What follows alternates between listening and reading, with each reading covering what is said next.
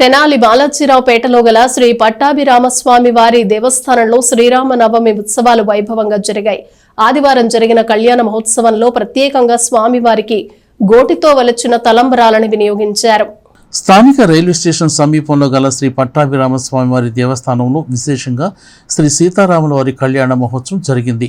కళ్యాణ మహోత్సవంలో స్థానిక భక్తులు గోటితో ఒలిచిన తలంబ్రాలను వినియోగించారు.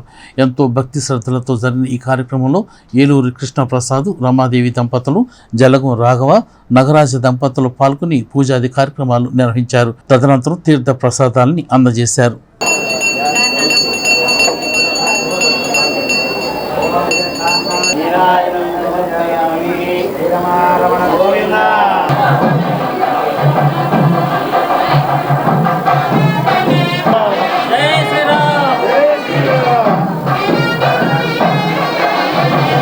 జై శ్రీరామ్.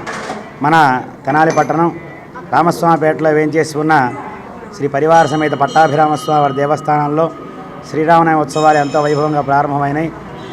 3 రోజుల దీక్షగా జరిగేటువంటి ఈ ఉత్సవాల్లో ఈ రోజున స్వామివారికి రామచంద్రస్వామి కళ్యాణ మహోత్సవం, అలాగే రేపు ఉదయం సోమవారం విశేషంగా పట్టాభిషేక మహోత్సవం, అలాగే 8వ తారీఖు మంగళవారం స్వామివారికి రమా సత్యనారాయణ స్వామి వ్రతం, తదనంతరం అన్నసంతర్పణ కార్యక్రమం జరుగుతోంది.